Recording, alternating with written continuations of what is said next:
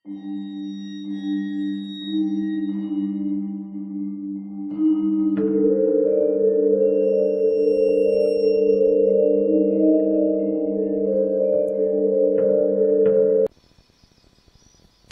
පිල්ලිය තම අන පිළි නොගෙන නොපෙනී සිටීම සහ තමන් අසලට එනවා වෙනුවට වන්නි ආරච්චිලා බලව්වට පැමිණ පෙනී සිටීම බාල ගුරුන්නාන්සේගේ හිත බොහෝ තරහක් ඇතිවීමට හේතුවක් වුණත් නිධානයට වැඩි බලගතු යමක් මේ ගම්මානයේ ඇති බව ටක්කෙටම ඉව වැටුණු නිසා ඉවසීමෙන් තවත් කීප දිනක් බලා සිටීමට සිත හදා ගිරා කට්ටඩියාගේ නිවසට වී කල්යල් මරන්නට වුණා. මට හිතා ගන්නට බැරි බං. ඔහොම ගැටයෙක් කොහොමද බලගතු එකියක් හිර කොරගෙන වැඩ කරවන්නේ? එහෙම කළ හැකි අමනුස්සයා ගුරාට ලේකමක් ඇතිනම් එහෙව් නැතුව ලේසියකට එහෙම කාර්යයක් කරන්ට බෑ බොල. මොකයි අපි මේ සෑත්තරේ අද ඊයත් පොත් තබා වුන්ද?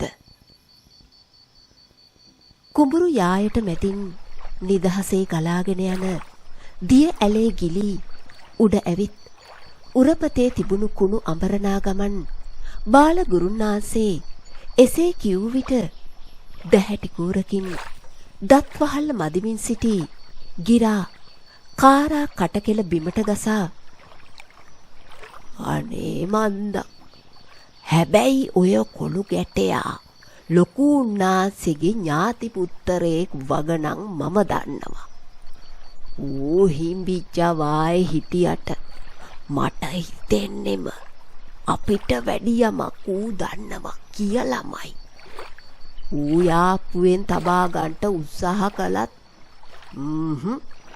වැඩක් උනේ නෑ. ඌට දිවැස් ඇති ගානට වැඩ. එසේ පැවසුවේ රහසින් වටපිට බලමින්. රුක මුලිනුපුටා දැමීමේ දැඩි අදිෂ්ඨානයකින් පවසන්නට වූ විට සතුට ඉහවහා ගිය ගිරා ජබෝස්ගා ඇලට පැන කීප වතාවක් ගිලි ගිලි මතුවෙන්නට වුණේ බොහෝ සතුටින්. දෙදෙනාගේ සැඳෑ මත්දහන් දිය කෙලිය දෙස ගස් රුකුලක මුදුනේ වසා සිටි කුඩා පක්ෂියා උලමා හිස හරවමින් තවත් මොහොතක් බලා සිට කිසිදු ශබ්දයක් නොදී විහාරයේ ඇති දිහාවට පියාඹා යන විට ඊට විරුද්ධ පසින් අහසේ කන කොකෙක් කෑ ගසමින් පියාඹා යන්නට වූ විට සතුට අමතක කළ ගිරා කාගේම හරි ලව්වක් අත ළඟ එසේ සිතමින් දියෙන් ගොඩට ඇවිත් අඹුඩ ලේන්සුවේ දිය මිරිකා හරින්නට වුණේ කිසි වගක් නැති ලෙස දියනානා බාල ගුරා දෙස යට ඇහිම් බලමින්.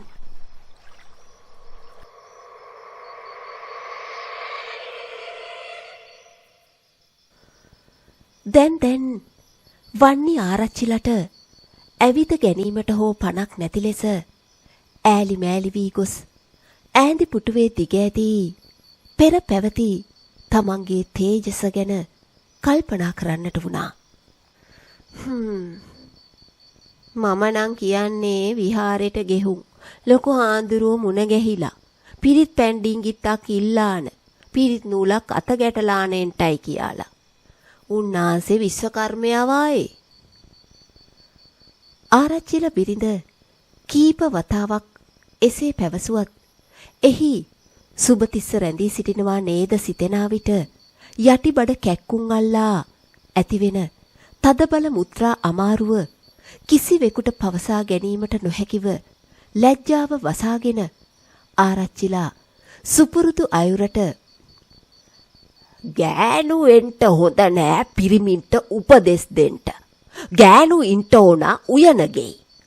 ගෑනු කියන එව්වා කොරන්ඩ නං මොකැයි ආරච්චිල පට්ටමත් ගත්තනං නරකද?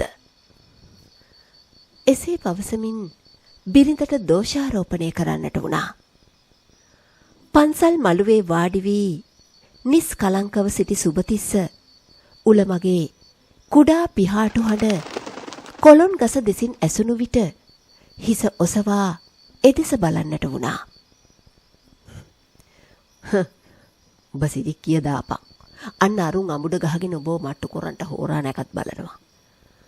සොඳරිගේ තරහ මුසු සිතුවිලි වහා හඳුනාගත් සුබතිස්ස යන්තම් තිබූ හිනහව තරමක් ශබ්දයෙන් පිටකර වටපිට බලා ඉතින් මොකටද නගේ අපි කලබල වෙලා බලන් ඉදිමු. ඒ ඉඳලා අපි හරි හෝරාවට වැඩේ කරමු. එසේ සිතන්නට වුණේ සෙනෙහසින්. බණ මඩුවේ සිටි පියතිලක සුබතිස්සගේ ඉරියව් හැඳින මූණම් මහා গুপ্ত එකෙක්. වෙලාවකට hina වෙනවා. වෙලාවකට කතා බහක් නැහැ. ඒ වුණාට ඌ කරන කියන දේ බොහෝම අවංකව කරනව නේද? එසේ සිතන්නට වුණා. ඒ මොහොතේම ආවාසගෙයි ඉවතට වැඩි උපශීල පොඩි හාමුදුරුවෝ සුබතිස්ස අසලට ගොස් යමක් පවසනවත් සමගම සුබතිස්ස ඉක්මන් පියවරෙන් ලොකු නාසගේ ආවාස කුටිය දෙසට පිය නගනවා දුටු පියතිලක ප්‍රශ්නාර්ථයක් මුහුණත රඳවාගෙන බලා සිටින්නට වුණා.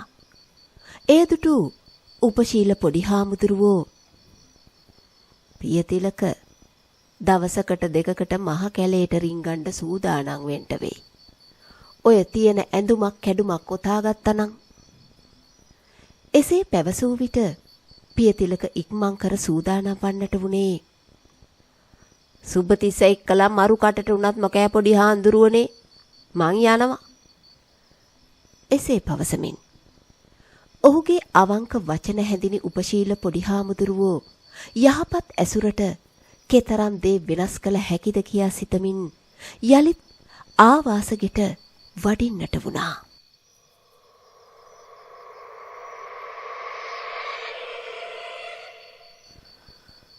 ලොකු හාමුදුරුවන්ගේ ඉල්ලීමට යමින් සුබතිස්ස පියතිලකද සමගින් එදින සැන්දෑ යාමයේ පිටව යන්නේ නිදන් ගල පිහිටි විශාල කැලෑබද ප්‍රදේශයටයි. තමන්ගේ පිටුපසින් ඇසෙනා හඬ සොඳරිගි බැව් හොඳ හැටි හඳුනාගත් පියතිලක කරබාගෙනම සුබතිස්ස පිටුපස යන්නට වුණේ කිසිදු වග විභාගයකින් තොරවමයි. නිදහන ගල පෙනෙනා දුරක නැවතුන විටදී මුනිවත බිඳි ඔහු අපි මෙයා විනිදානේ රකින්ට දැ මලේ. එසේ විමසන්නට වූ විට අපි මොකටද බං ඒක ආරස්සා කරන්නට? බොහෝම බලගතු අර්ධ දේවතාවුන් වහන්සේලා හත් කට්ටුවක් ඒක ආරස්සා කරාන හිටින විට ලොකු උන්නාන්සේට ඕමනයි මං විහාරෙන් ඩිංගක් එහාට මෙහාට වෙන එක. සුබතිස්ස එලෙස පවසා එක් රූක්ෂයකට පිටදී වාඩි වුණේ. එහෙම නොවුනොත් වන්‍ය ආරච්චිලා නිර්පරාදි මිය යනවා. මං විහාරේ ඉන්නාතුරු උන්දගේ කර්මයේ ඉඩ හරින්නේ නෑ විහාරෙට පය තබන්ට. කර්මයට වැඩි ඒකගේ බිය. එසේ පවසන්නට වුණේ බොහෝ සැහැල්ලුවෙන්. ඌට ගුණ ලබන්ට උඹ කැලෑ වදින්ට ඒත් කමක් නෑ. ඌ ගුණධර්මයක් අඳුර ගන්නව නම් එක් යනකොට එකෙක් ගේනවා ගමට වින කටින්ට. පියතිලක අමනාපෙන් පවසාන යන්නට වූ විට සුබතිස්ස හිස ඔසවා විරාජමානව වැජඹෙනා නිදහන ගල දෙස බලන්නට වුණා. යාන්තම් පායා එන සඳ එළිය ගල්තලාවේ එක කෙළවරක් එළිය කරන්නට වුණේ බොහෝ දීප්තිමත් අයුරට. මනුස්සයෝ ඒ තණ්හාවෙන් ලෝභකමෙන් අන්ධ වෙලා Tamanටම වින කපා ගන්නේ. සුබතිස්ස එසේ සිතූ විට ඔහුගේ අසලම රැඳෙමින් සිටි සොඳරි රහසෙන් මෙන් ගොරවන්නට වූ විට අසල රූක්ෂයක läග සිටි උලමා උගේ කෑගෑම ආරම්භ කළේ අහල පහල ගම්මාන කීපයකටම ඇසෙනා ලෙසයි. වරින් යන්න මම ලොකු උන්නාන්සේට වචනයක් දුන්නා. ඒක ඉෂ්ට කරන්න ඕන. හා ඉක්මන් කරපන්. එසේ පවසා සුබතිස්ස නැගිට සිටියේ පියතිලකට එසේ පවසමින්.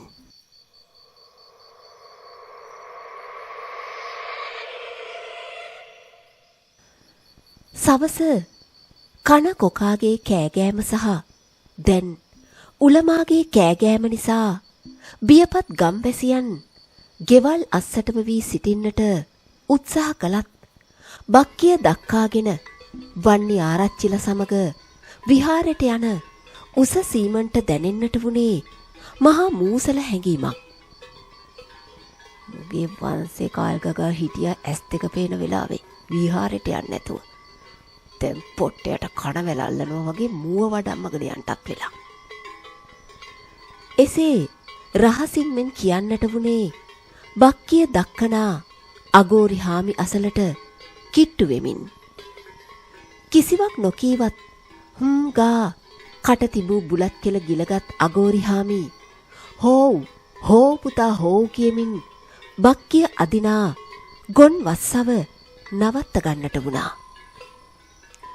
මොකෑ බොලතෝ හැව් ගාන්නේ. මොකයි පුරුදු වෙන්ටද බක්කිය දක්කන්නේ. ඉක්මන් කොරපිය ලොකු උන්නාසේ සැතපෙන්ට කලියෙන්. එකවරම ගැස්සී සිටි බක්කියෙන් උඩ වීසි වූ වන්නි ආරච්චිලා කෑමොර දෙන්නට වූ විට හා යමන් පුතා කියූ කරත්තකරු යළිත් ගමන් ආරම්භ කළේ දැඩි අකමැත්තකින්. මොකෑ බං යකා දැක්ක වගේ බක්කිය නැවැත්තුවේ? අමතකුණාද බක්කියේ වන්නියා ඉන්න බව? උස සීමන් අගෝරි හාමිගෙන් කරුණු විමසන්නට වූ විට තුම්මනේ උස මහත කවුදෝ හරස් පාගෙන හිටියා. සුදු ජටාවක් හිස වටා දවටාන. උඹ දුටුවේ නැතිද? එසේ අසන්නට උනේ බියපත් ලෙසින්. නෑ හෝ ඔව් කියාගත නොහැකි උස සීමන් එය නෑසුනාසේ ගමන් කරන්නට වුණා. තව මොහොතකින් ගමේ කනත්ත පසු කර යන්නට සිදුවන බව දන්න නිසාම උස සීමන් මුනිවත රකින්නට වුණේ දැඩි බිහිතියකින්. දැන් සෙමෙන් බක්කිය ඉදිරියට ඇදෙන්නට වුණේ ගොන් වස්සගේ දැඩි අකමැත්තකින් වාගේ. ඌ කීපවර හිස ඔසවා බලා ඒ මේ අතට වැනුවේ පියවරක් දෙකක් පිටුපසට ගනිමින් උනත් අගෝරි හාමි වැරෙන් ගැසූ කෙවිටි පාර කීපයේ සැර දරාගත නොහැකි සත්වයා තප්පුලමින් ඉදිරියට යන්නට වුණත් කනත්ත පහු කරගත නොහැකිවමින් ඌ වේගයෙන් හිස ඒ මේ අත වනන්නට වූ විට බක්කියේ සිටි වන්නි ආරච්චිලා උස සීමන්ට බැනවැතුනේ ගොම් බඳින මඩුවේ උඹ නිදාගන්න ගමන් උන්ගේ පුන්නක්කු උඹ කෑවදසමින්. ආරච්චිලගේ බෙල්ලෙන් අල්ලා උස්සාගෙන කනත්ත දෙසට වීසිකර දැමීමට තරම් තරහක් සීමන්ගේ සිත ඇති වුණත් එයට පෙර ක්‍රියාත්මක වූ වස්සා වේගයෙන් බක්කිය ඇදගෙන කනත්ත තුලට යන්නට වුණේ. හෝ ගෙරියා ඕහෙ හිටු හෝ අගෝරි හාමි ඌ මෙල්ල කර නවතා ගන්නට උත්සාහ කරන විටදී ඌ කෝපයෙන් මෙන් තප්පුලා බක්කිය ඇදගෙන වේගයෙන් දුවගොස් හතර ගාතෙන් බිම ඇදෙන්නට වුණේ ඇතුළත සිටි වයසක වන්නි ආරච්චිලා සෑහෙන උඩකින් වීසිවී බිම ඇද වැටෙන අයුරින්. බුදු අම්මෝ මා බේරා ගනියෝ කියමින් බිම ඇද වැටුණු ආරච්චිලා කෑගසනා හඬ පාළු කනත්ත පුරා දෝංකාර දෙන්නට වුණේ රූස්ස අතුවල වසා සිටි ගිරා මලිත්තන් බිය ගන්වා ඒ මේ අත පියාඹා යාමට සලස්වමින්. බක්කිය පෙරලී ආරච්චිලා බිම වීසිව්වත් ඒ ගැන බලන්නට හෝ හිතන්නට අගෝරි හාමිට හෝ උස සීමාට සිහියක් නොවුනේ එකවර සිදු වූ අකර තැබ්බයට බිය වූ උන් දෙන්නා හිස් ලූලූ අත දුවන්නට වූ නිසයි. ආරච්චිලා බිම වැටී සිටම උස සීමන්ට අගෝරි හාමිට හඬ නගා කෑ ගසන්නට වුණේ තමන්ව බේරා ගන්නා ලෙසට වුණත් මොකෙක් හෝ ගොරවමින් තමන් අසලට කිට්ටුවන හඬක් ඇසෙන්නට වූ ආරච්චිලා තට්ටම් ලෙලිගොස් ලේ පෙරෙනා විටදී අපහසුවෙන් රූටා ඉදිරියට ඇදෙන්නට වුණා. අපේ මස්සිනා මොකෑමේ බය වෙලා මං මුදියන්සේ මස්සිනා කෝ හිටියානං නැගිට හිටවන්ට. ඒ හඬ මියගිය හරමානිස්ගේ නැත නැත තමාද දැනුවත්ව මරා දැමුණු හරමානිස්ගේ කතා කර ගැනීමට හෝ තව දුරටත් බඩගා ගැනීමට නොහැකි වන්නේ ආරච්චිලා තම අතපය ගල් ගැසෙන වාසේ දැනුණු විට දර දඬු වී දතකට පූට්ටු වී වේගයෙන් දඟලන්නට වුණේ වලිප්පුව වැළඳුණු මරණාසන්න රෝගියෙකු ලෙසයි. තම දැස් පියවීගෙන හදවත පුපුරා යාමට මෙන් කැක්කුමක් අල්ලන විට කිසිවෙකු වැරෙන් තම කම්මුලකට ගැසූ පහරේ වේගයට දැස් නිලංකාර වූ වන්නේ ආරච්චිලා නිසල්මන් වුණා.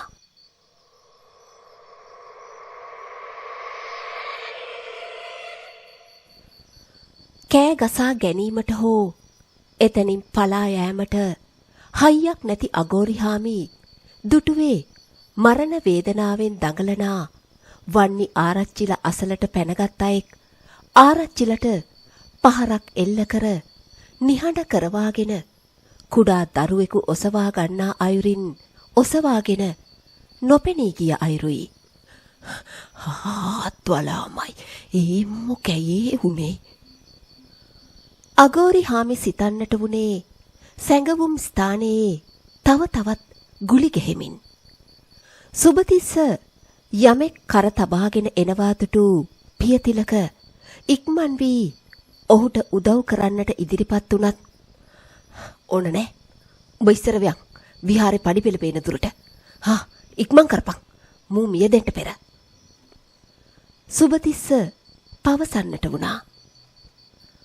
ඔසවාගෙන එන්නේ කාගේ කවුදයි අසා දැන කරුණු විමසීමට මේ උචිත කාලය නොවෙනා බව වැටහුණු පියතිලක එක හැල්මේම ආ වේගවත් ගමන විහාර පඩිපෙළ අසලින් නතර කර විට ඔසවාගෙන ආයකා ඒ පඩිපෙළක දිගා කළ සුබතිස්ස වේගයෙන් අත්පුඩියක් ගසා යම්කිසි ඉඟියක් කළා.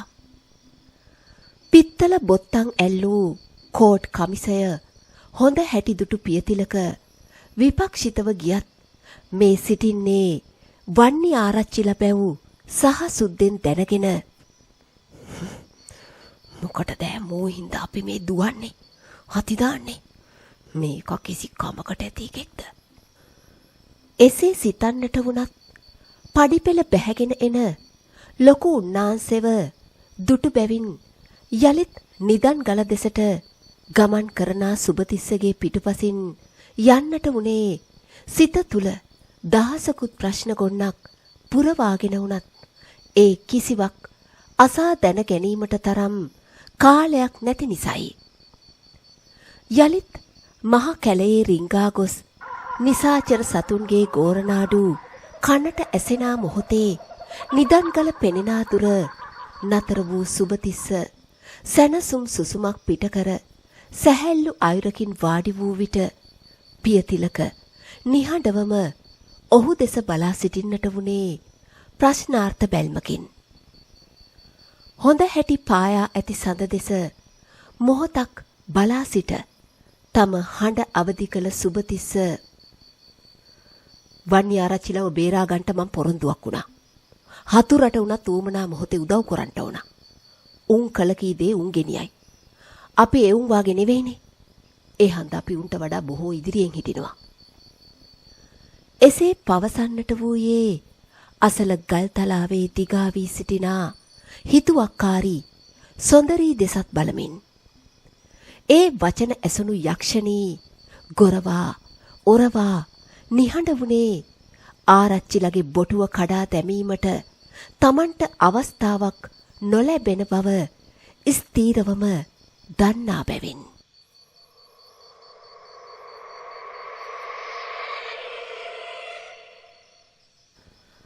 එක දිගට දොරට ගසනා හඬට බිය වී සිටි වන්නි ආරච්චිලා වලව්වේ ගැහැණුන්ගේ බියසැක ක්‍රමයෙන් අඩුවුණේ. අපේ ආරච්චිලා මැනිකේ මං අගෝරි සාමි. මේ සීමන් කොල්ලත් මා එක්ක ඉන්නවා. එසේ කියූ අගෝරි හාමිගේ හඬින් දිගු කොණ්ඩය අඹරා එක ගෙඩියක් කර ගැටලා ගන්නා ගමන් දොර ඇරි වන්නි ආරච්චිලා බිරිඳ විමසන්නට වුණේ තම ස්වාමි පුරුෂයා පිළිබඳවයි. දැන් උඹලා කියන්නේ ගොනා බක්කිය ඇදගෙන කනත්තට දිව්වම් පහු ආරච්චිලා උත්තමයව උන්නද මලාද නොබලා උඹලා දෙන්න වලව්වට දුවගෙන ආවයි කියලාද? යකුනේ මේක හරිම අපරාධයක් නේ බොලව්. ඒ මිනිස්සයා ලෙඩා දුකා. උඹලා මෙහෙම කුණාම හරිද බොලව්? කරුණු දැනගත් ආරච්චිලා බිරිඳ දෑතින්ම හිස බදා කෑ ගසන්නට වුණේ. ඵලයව් තව කීප දෙනෙක් එක්කගෙන ආපහු බක්කිය ළඟට කියා මොර දෙන්නට වූ විට වෙන කල කිය හැකි දෙයක් නොමැති උස සීමන් සහ අගෝරි හාමි තවත් කීප දෙනෙක්වද තනි නොතනියට ලං කරගෙන හුළු අතු කීපයක එළියෙන් කනත්ත දෙසට ගමන් කරන්නට වුණා. අගෝරි හාමි ගල් ගිල්ලාසේ ගමන් කිරීම නුරුස්සූ උස සීමන් හේතු විමසන්නට වුණා. මේ මෙච්චර විතර උසයි. සුදුවට සුදුවේ ඇඳගෙන දඟලන ගමන් හිටි ආරච්චිලට මූණට එකක් ඇද බාලා පාකඩයක් උස්සාන කර දා ගන්නවා වායේ කරට දාන් උස්සාන ගියේ. අම්මපා නම් මිනිස්සෙක් වෙන්න බෑ. අගෝරි හාමි රහසින් මෙන් කියවන්නට වුණා. ළඟ ළඟ අත් විඳීමට අත් දැකීමට සිදු වූ අద్භූත සිදුවීම් මාලාවකින් හෙම්බත් වී සිටි උසසීමන් හා හෝ හුම් කියා නොකියා ඉදිරියට ඇදි ගමන නතර කළේ කනත්තට පෙර පහු කළ යුතු තුම් මං හන්දියේ මැරී වැටී සිටි ගොන් වස්සා දැකීමෙන්. සෙම පෙරාගෙන ඇස් උඩගොස් අවසාන මොහොතේ ගොමද පිට වී තිබූ අසරණ සත්වයා දුටු අගෝරි හාමි ඉක්කි ගසා හඬන්නට වුණේ දරුවෙකු මෙන් හදා වඩා කවා පොවා ඇති කළ අසරණ තිරිසන් සත්වයා ගැන හද උපන් අවංක ශෝකයෙන්. ආරච්චිලා උත්තමයෝ කියමින් වටපිටාව පීරන්නට වුවත් ආරච්චිලගෙන් කිසිදු ප්‍රතිචාරයක් නැති එවුන් ආපසු හැරීමට තීරණය කළත් හනි හනිකට හුළු අත්තක් දල්වාගත් අයෙක් එනු දැක නතර වී බලා සිටින්නට වුණා. ආරච්චිලා විහාරේ හිටිනවා. වලව්වේ උන්ට පණිවිඩය දෙන්න කියලා මාව මේව්වේ. එකෙක් දෙන්නෙක් විහාරයට ඵලයව්. එසේ කියූ පණිවිඩකරු සැනින් හැරී හුළු අත්ත වනමින් ආපසු යන්නට වුණා. පණිවිඩකරුගේ රතු දෑස සහ පිටුපසට ඇඹරී ගිය දෙපා සහ ඇඟිලි දුටු උසසීමන් ඒවා නොදුටුව අයුරට හිස වනා ඉවසා සිටියේ උගුරේ හිරවී ඇති කෑගෑම දැන් එළියට පණී වී යන අධික ත්‍රාසයෙන්.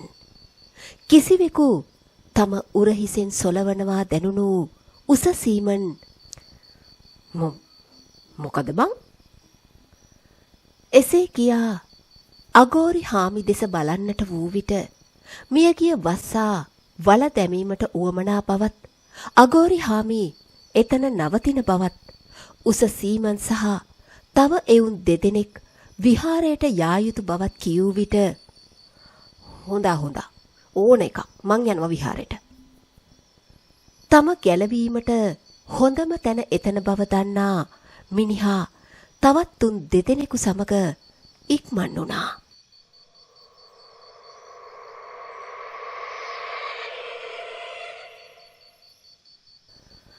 උලමා කීප වරක් මොර දෙන්නට වූ විට මලේ වන්නි ආරච්චිලා පරලෝ යයි වාගේ පියතිලක රහසින් මෙන් පවසන්නට වුණේ නූල් පොඩකට ගැට දමනා සුබතිස්සට බාධාවක් නොවන අයුරටයි. මං විහාර භූමියට පය ගැහුවොත් ආරච්චිලගේ පණ කොහොමත් අවසන් වෙනවා. ඒකගේ ග්‍රහයෝ නීචයි. බලගතු ග්‍රහචාරයකට මැදි වෙලා අමනුස්ස බැල්මක් වැටුනොත් අනිවාර්යයෙන්ම ආරච්චිලා ඉවරයි.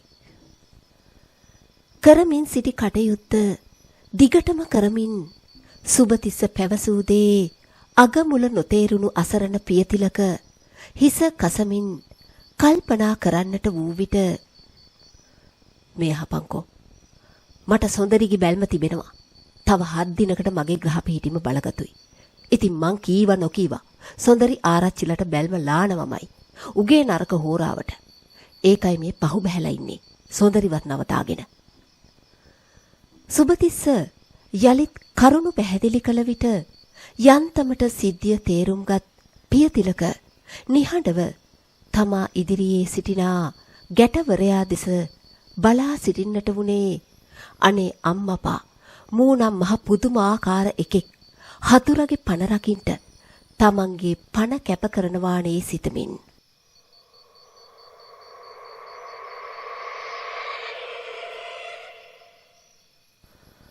එක දිගට හඬනා උලමගේ හඬ මනස බියගන්වනා විටදී ගිරා කට්ටඬියා නිවසේ මැටි බැම්ම මතට වී කල්පනා කරන්නට වුණේ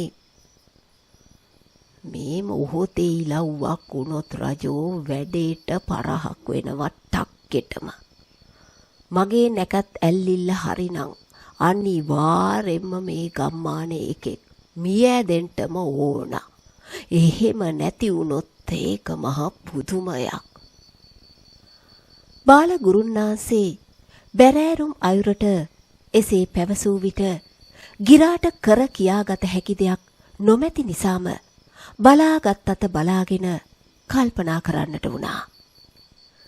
බණ මඩුවේ කොනක සිහිසුන් වන්නි ආරච්චිල දිගා කර බුලත් කොලයකට බෙහෙත් තෙල් ආලේප කර අතටගත් ලොකු උන්නාන්සේ හිස සිට දෙපතුලට යනතුරා එය පිරිමදිමින් මතුරනා අයුරු මොහොතක් බලා සිටි උස සීමන්ගේ දැස් වටපිට බලමින් සොයන්නට උනේ හුළු එලියක් රැගෙන පයින්ඩේ රැගෙන ආයකා යලිත් දැක ගැනීමේ අරමුණින් උවත් වයසක ඇබිත්තයා සහ උපශීල පොඩි හාමුදුරුවෝ හැර වෙන අයෙක් දැකගත නොහැකි වූ තැන ඇබිත්ත තැන අසලට කිට්ටු වී විමසන්නට වුණා.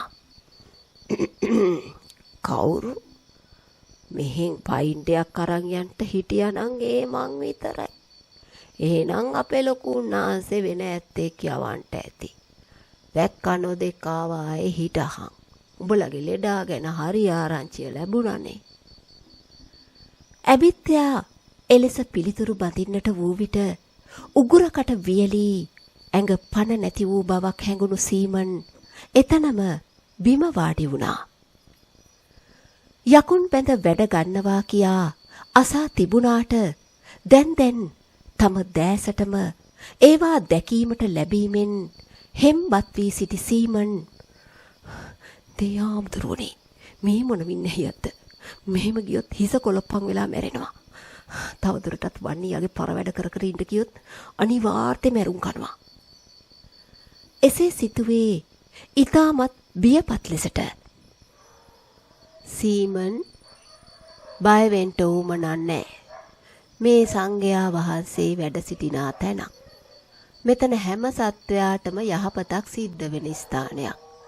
ඒ හන්දා ඇඟපත හොදාන බණ මඩුවේ කොතනකින් හරි වාඩි වෙලා හිත නිදහස් කරගන්නට.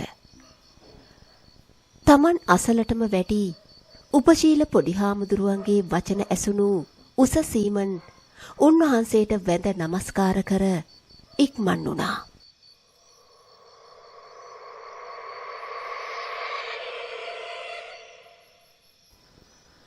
රාත්‍රිය ගෙවී යාමට තව පැය කීපයක් ගෙවීමට තිබෙනා මොහොතක නිදන් ගල දෙසින් ඇසුණු යම්කිසි අද්භූත හඬකින් නිදිබර දැස් හැරි පියතිලක ඒ ගැන විපරම් කරන්නට වූ විට සුබතිස්ස වහාම පියතිලකට නිහඬ වන ලෙස ඉඟි කර ඉන්පසුව ඇඟිල්ලක් දිගු කර නිධාන ගල මුදුනත පෙන්වා සිටින්නට වුණේ බොහෝම පරිස්සමට.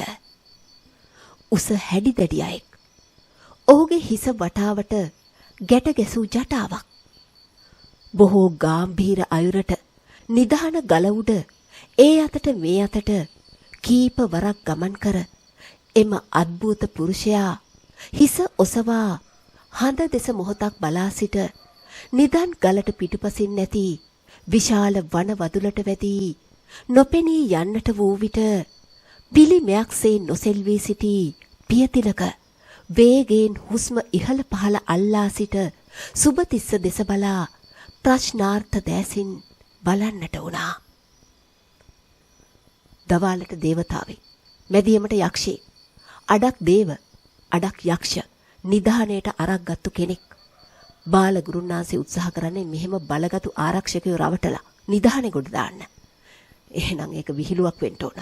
එහෙම නැතිනම් ජීවිත ආශාව අතෑරලා ඉන්න ඕන. සුබතිස්ස බොහෝ සැහැල්ලු අයුරට කියවන්නට වුණේ තමන් අසලම සිටිනා සොඳරි දෙසද බලමින්. දේවද යක්ෂද මනුස්සද කියා සොඳරිට කිසිදු වෙනසක් නොමැති බව දැනගෙන උවත් සුබතිස්ස එලෙස කරුණු පවසන්නට වුණේ ඇය කෙරෙහි සැබෑලෙන්කත්වෙන්.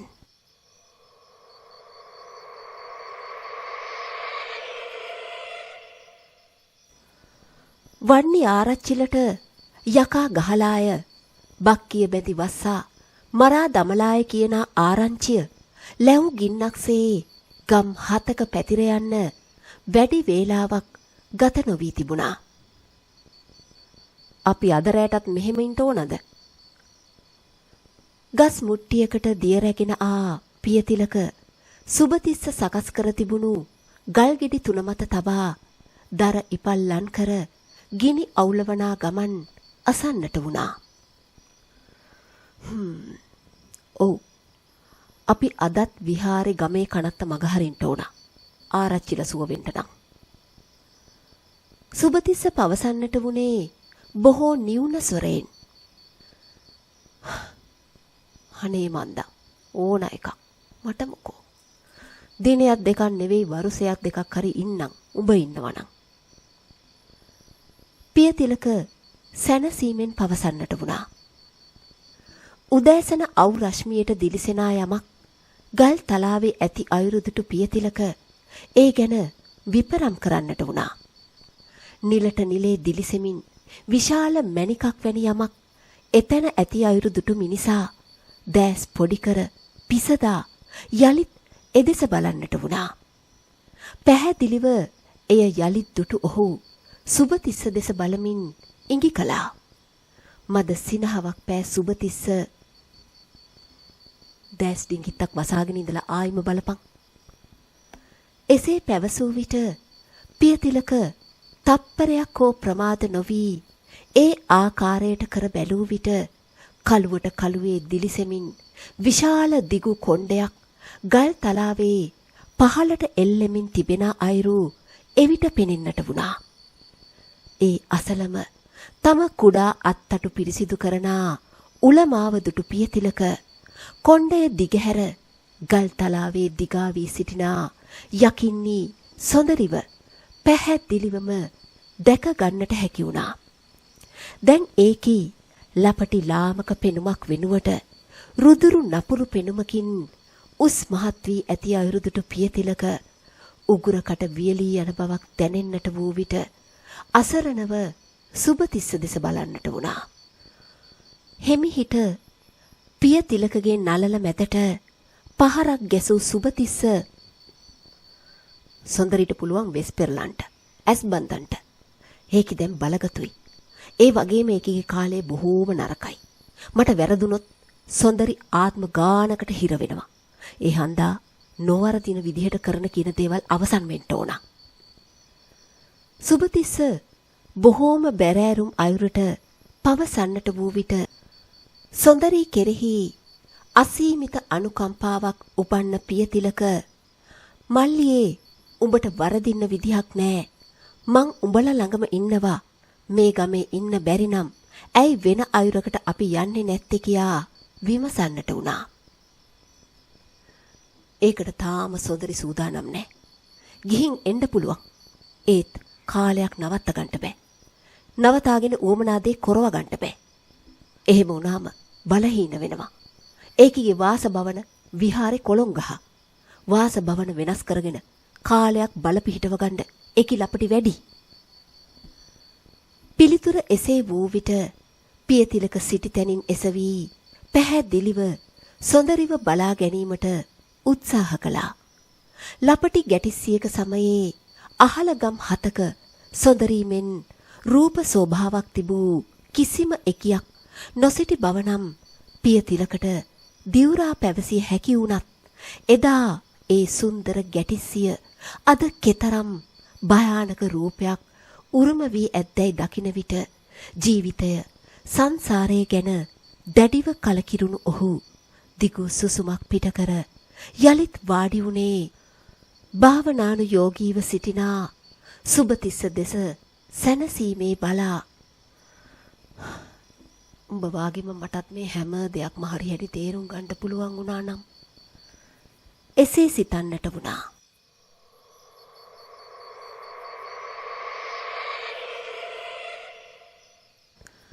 විහාරයට යන අතරමඟ සිදු වූ සියල්ල අසා දැනගත් ගිරා කට්ටඬියා වහවහ විහාරයට ගොස් වන්නි ආරච්චිලාගේ සුවදුක් විමසා දැන ඈඹුලා ගෝරිහාමි උඹ හරි හැටි දුටුවද මොකා මහරි ආරච්චිලාව උස්සලගත්තා කියන්ට.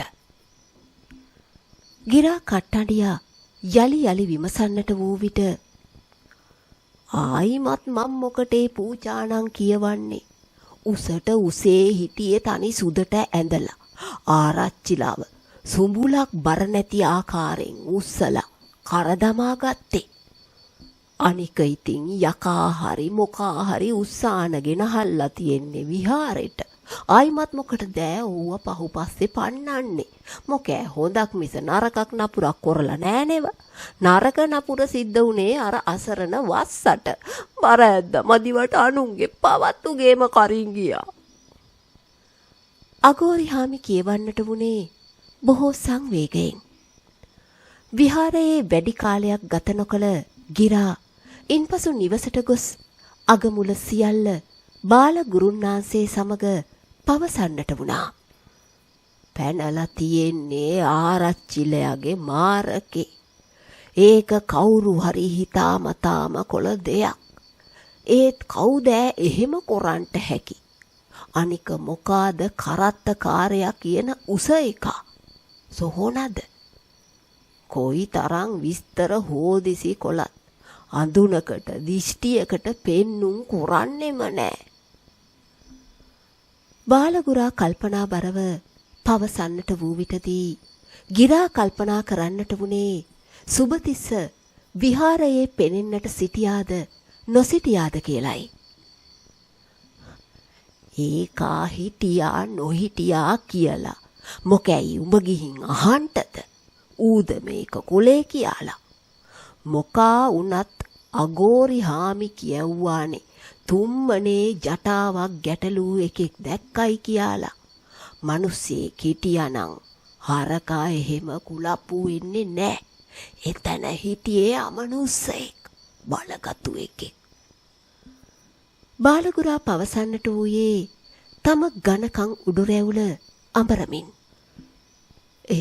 එතකොට එහෙනම් උගේ ළඟ එකෙක් නෙවෙයි කීප දෙනෙකින්ට ඕනනේ. ගිරා තෙපුලන්නට උනේ මද තිගැස්මකින්. කොයි තරම් සතුටට කාරිනාවද්ද ගිරිගෝරිස් ඒක. ඒ ගැටයව අවසන් ගමන් ඇරලා උගේ ළඟ ඉන්න සනුහරෙත් මයේ ඉන නූලට ඇන්න මිසක් මං ආපහු හැරෙන්නේ නෑ. එහෙම නොකොලොත් මං බාල ගුරුන්නාසේ නෙවෙයි. බාලගුරා පවසන්නට උනේ ඉහ වහා යන සතුටෙන්.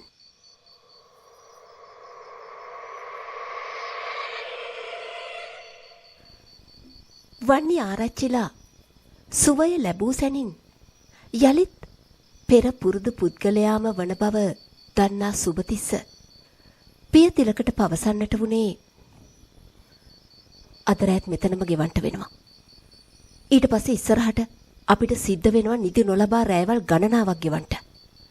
ඒ හන්දා අද රැට හොඳ හැටි නිදා ගනින් කියලයි.